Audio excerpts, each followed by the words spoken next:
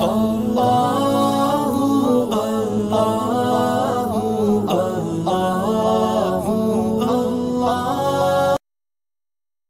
اللہ الرحمن الرحیم۔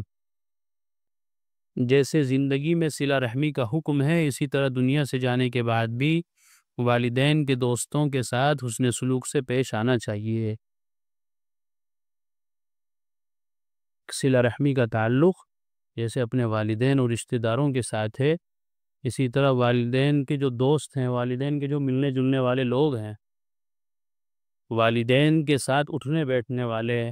ان کے ساتھ کسی بھی طرح کا تعلق اور کسی بھی قسم کی دوستی یا کسی بھی قسم کا ان کے ساتھ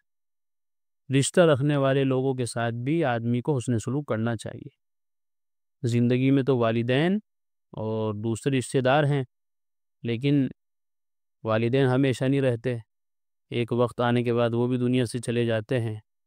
تو ان کے جانے کے بعد ان کے جو ملنے والے لوگ تھے، ان کے پاس آنے جانے والے، ان سے محبت کرنے والے، تعلق رکھنے والے،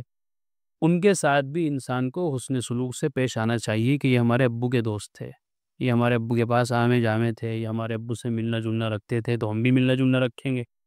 ہمارے ابو ان کے ہاں جاتے تھے، یہ ہمارے یہاں آتے تھے تو ہم بھی یہ تعلق اپنے ابو کے مرنے کے بعد ان سے قائم رکھیں گے، ہم ان کے ہاں جائیں گے، انہیں اپنے ہاں بلائیں گے۔ تو یہ بھی ایک بہت بڑی بات ہے اور ایک بہترین تربیت کی نشانی ہے کہ آدمی اپنے ماں باپ کے مرنے کے بعد ماں باپ سے تعلق رکھنے والوں سے تعلق قائم رکھے۔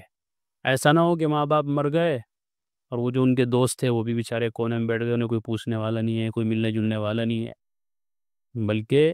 ایک ہوشیار و فرما بردار اور نیک صالح اولاد کی نشانی یہ ہے کہ وہ اپنے والدین کے مرنے کے بعد ان کے ملنے جلنے والوں سے ایسا ہی تعلق قائم رکھیں جیسا کہ ان کے والد رکھتے تھے،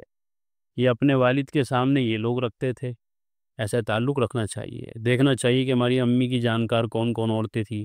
ہماری امی کے پاس کون کون آتی تھی، ان کی وہ مدد کرتی تھی اور ان کے حال چال پوچھتی تھی، ان کی خبرگیری رکھتی تھی، تو ہمیں بھی چاہیے کہ ان کی خبرگیری رکھیں۔ وہ ایسے ہی والد صاحب کے پاس کون آتا جاتا تھا، ان کی بھی خیر خبر ہمیں رکھنی چاہیے۔ اور یہ انسان کو زندگی میں پتہ ہی چل جاتا ہے کہ ہمارے ابو سے کون زیادہ مل رہا ہے، کون ہمارے گھر آ جا رہا ہے۔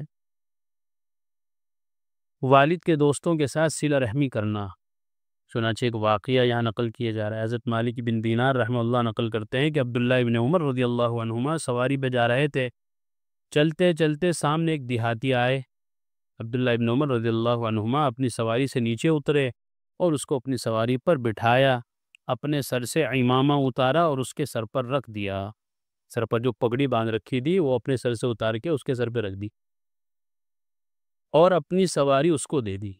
اور پھر اس کو الوداع کر دیا۔ جس سواری میں سوار تھے، کہیں جا رہے تھے کام سے، ایک آدمی ملا دیہاتی، اس کو اپنے سواری پہ بٹھایا اور اپنے سر پہ جو عمامہ تھا وہ اتار کے اس کے سر پہ رکھ دیا اور خود سواری سے نیچے اتر کے کہنا کہ بھائی یہ سواری تجھے ہدیہ، یہ تیری ہے۔ تو جو خادم تھے انہوں نے پوچھا کہ یہ تو ایک دیہاتی آدمی ہے، آپ نے اس کا اتنا اعزاز و اکرام کیوں کیا؟ آپ سواری پہ جا رہے تھے، کام سے جا رہے تھے، آپ کو تو خود ضرورت تھی سواری کی، ایک دیہاتی آدمی پر آپ نے اتنا زیادہ حسن سلوک کیوں نچھاور کر دیا؟ سواری بھی دے دی، عمامہ بھی دے دیا، پگڑی بھی دے دی۔ پگڑی بہت شان کی چیز سمجھی جاتی تھی اس زمانے میں، جس کے سر پہ پگڑی ہوتی تھی گویا وہ اپنے قوم کا سردار سمجھا جاتا تھا، سب سے بڑا عالم اور سب سے بڑا مفتی، سب سے بڑا دیندار سمجھا جاتا تھا۔ آج کل کی طرح نہیں کہ کسی نے اگر 2-4 دن ہو گئے نماز پڑھنی شروع کر دی اور بس نے پگڑی باندھ لی موٹی ساری سر پہ، بس سب سے بڑا حضرت جی وہی ہے، ایسا نہیں۔ بلکہ جو اعلیٰ درجے کے دیندار لوگ ہوتے تھے، متقی پرہیزگار ہوتے تھے، جن کی زندگیاں گزر جاتی تھی دینداری میں اور جن کے ماتھے پر بل پڑ جاتے تھے سجدے کر کر کے اور رکوع میں جھک جھک کے جن کی کمر جھک جایا کرتی تھی، جن کی زندگیاں 60-70 سال عبادت میں گزر جاتی تھی، وہ لوگ ہوتے تھے کہ جو اس طرح کا لباس پہنتے تھے جو تقوی اور طہارت کی نشانی ہوتا تھا، سرداری کی نشانی ہوتا تھا۔ تو خادم نے اعتراض کیا، پوچھا کہ حضرت آپ نے اس کا اتنا اعزاز و اکرام کیوں کیا؟ حضرت عبداللہ ابن عمر رضی اللہ عنہما نے فرمایا، بہت بڑے صحابی ہیں عبداللہ ابن عمر، کیا فرمایا؟ ان من ابر البر صلة الرجل اہل ود ابیہ بعد ان یولی وان اباہ کان صدیقا لعمر۔ یہ فرمایا مسلم شریف کی روایت ہے کہ اس کا جو والد تھا وہ میرے والد حضرت عمر کا دوست تھا، یہ نہیں بلکہ اس کا جو ابا تھا وہ میرے ابا کا دوست تھا، اور میں نے آپ صلی اللہ علیہ وسلم سے سنا ہے نیکیوں میں بڑی نیکی یہ ہے کہ تم اپنے والد کے جانے کے بعد ان کے دوستوں کے ساتھ صلہ رحمی کرو۔ یہ دیکھو، یہ حضرات صحابہ کی شان کہ نبی اکرم صلی اللہ علیہ وسلم کا جو فرمان اور آپ کا جو حکم، آپ کا جو ارشاد ان کے سامنے آ گیا تو فوراً اس پر عمل کر کے دکھایا۔ تو نبی اکرم صلی اللہ علیہ وسلم سے کیا سنا تھا کہ بڑی نیکی یہ ہے کہ تم اپنے والد کے جانے کے بعد، ان کے مر جانے کے بعد ان کے دوستوں کے ساتھ صلہ رحمی کرو۔ تو اس لیے میں نے اس دیہاتی کے ساتھ صلہ رحمی کی کہ اس دیہاتی کا جو باپ تھا وہ میرے باپ کا دوست تھا، یعنی یہ دوست نہیں ہے، یہ تو باپ کے دوست کی اولاد ہے، اس کے ساتھ اتنا احترام کیا، اور اگر باپ کا دوست ہی ہوتا تو اس کے ساتھ اتنا احترام کرتے۔ جب اس کے اولاد کے ساتھ اتنا احترام کر رہے ہیں کہ اس کو اپنی سواری بھی دے دی، اپنا امامہ بھی دے دیا، اس کا استقبال کیا خوب، اور یہ صرف کس وجہ سے؟ ایک حدیث کی وجہ سے۔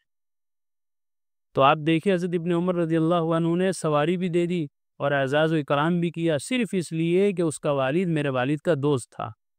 شریعت کا حکم یہ ہے کہ والد کے دوست کے ساتھ بھی حسن سلوک سے پیش آنا چاہیے۔ نفلی نماز، روزہ اور صدقے سے افضل عمل،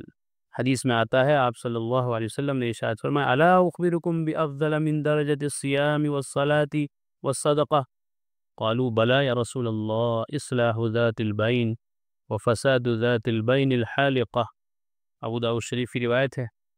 آپ صلی اللہ علیہ وسلم نے فرمایا کیا میں تمہیں ایسا عمل نہ بتاؤں جو نفلی نماز سے، روزوں سے، صدقے سے بھی افضل ہے؟ صحابہ نے عرض کیا اللہ کے رسول ضرور بتائیے۔ آپ صلی اللہ علیہ وسلم نے ارشاد فرمایا دو مسلمانوں کے درمیان صلح کروانا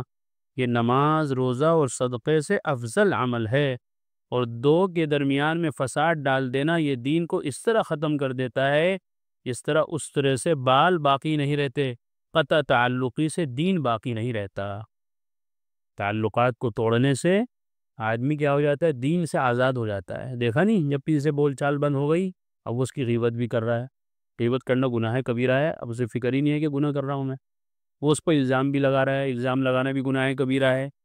اگر اس کے بعد دین ہوتا تو وہ ڈرتا الزام لگاتے ہوئے، جھوٹ بولتا ہوا ڈرتا، اس کی غیبت کرتا ہوا ڈرتا، اس کے خلاف سازش کرتا ہوا ڈرتا، لیکن اب ایک گناہ کیا، تعلقات توڑ دیا، تعلقات توڑنے کی وجہ سے اب اتنے سارے گناہ اس کو کرنے پڑ رہے ہیں، جھوٹ بھی بولنا پڑ رہا ہے، غیبت بھی کر رہا ہے، الزام بھی لگا رہا ہے، اور طرح طرح کے شیطانی سازشیں بھی کر رہا ہے، تو سارا دین اس کا گویا ختم ہوگی۔ اور ان کاموں میں پڑ کے نہ نماز کی پرواہ، نہ روزے کی پرواہ، نہ حج کی، نہ زکوٰۃ کی، نہ دینداری کی، نہ اللہ کا ڈر، نہ رسول اللہ صلی اللہ علیہ وسلم کی کوئی فکر، کوئی ڈر ہی نہیں ہے، دین باقی نہیں رہا، دین ختم ہو گیا زندگی سے، بھائی اسی کے پیچھے پڑ گیا وہ۔ اس لیے آپ صلی اللہ علیہ وسلم نے شاید فرمایا کہ یہ عمل ایسا ہے جو نماز، روزہ اور صدقے سے بھی افضل ہے، کیا؟ صلہ رحمی کرنا، ورنہ قطع تعلقی کرنا ایسا ہے کہ جس سے دین باقی نہیں رہتا۔ اس طرح اس طرح سے بال صاف ہو جاتے ہیں، آدمی پورا گنجا ہو جاتا ہے، بالکل قطع تعلقی کرنا بھی ایسا ہی ہے کہ جس سے دین انسان کا جاتا رہتا ہے، ختم ہو جاتا ہے، سمجھتا پھر اپنا آپ کو دیندار۔ اللہ کے رسول نے تو فتویٰ دے دیا کہ یہ بے دین ہے، یہ دین سے نکل گیا، کوئی زبردستی اپنے آپ کو گھساتا رہے دین کے اندر، کہتا رہے میں دیندار ہوں، سمجھتا رہے میں دیندار ہوں، لیکن رسول اللہ صلی اللہ علیہ وسلم کے فرمان اور فتوے کے مطابق وہ دیندار نہیں ہے۔ اس لیے معمولی رنجشوں کی وجہ سے انسان قطع تعلقی نہ کرے، اونچ نیچ تو ہوتی رہتی ہے، نبھانے کی کوشش کرے، برداشت کرے، تحمل سے کام لے، نظر انداز کر دے۔ بعض نادان اپنے بھائی سے ناراض ہوتے ہیں، بعض بھائی اپنی بہنوں سے، پھوپھی اپنے بھتیجے سے، چچا اپنے بھتیجوں سے، اور بھانجا اپنی خالہ سے۔ اس طرح کے جو رشتے خاص طور پر خونی رشتے ہیں ان کا لحاظ تو زیادہ رکھنا چاہیے۔ تو بہرحال قطع تعلقی ایک ایسا گناہ ہے جس سے انسان کے نیک اعمال ضائع ہو جاتے ہیں، انسان کے نیک اعمال ضائع ہو جاتے ہیں قطع تعلقی کرنے سے۔ اللہ پاک ہمیں قطع تعلقی سے بچائے اور صلہ رحمی کی توفیق عطا فرمائے، آمین وآخر دعوانا الحمدللہ۔ قرآن کریم میں اللہ تعالیٰ فرماتے ہیں الا بذکر اللہ تطمئن القلوب، کہ سن لو، اچھے سے سمجھ لو، اللہ تعالیٰ کے ذکر ہی سے دلوں کو اطمینان نصیب ہوتا ہے۔ یعنی اللہ تعالیٰ کے جو انعامات و احسانات اور اس کی نوازشیں ہم پر ہیں، اگر ہم ان کو یاد کریں گے تو ہمارے بے قرار دل کو قرار آ جائے گا، سکون مل جائے گا۔ اگر ہم چاہتے ہیں کہ ہمارے دلوں میں سکون آئے، اطمینان نصیب ہو، تو اس کا ایک واحد علاج اور ایک بہترین دوا یہ ہے کہ ہم فوراً اللہ کے ذکر میں مشغول ہو جائیں۔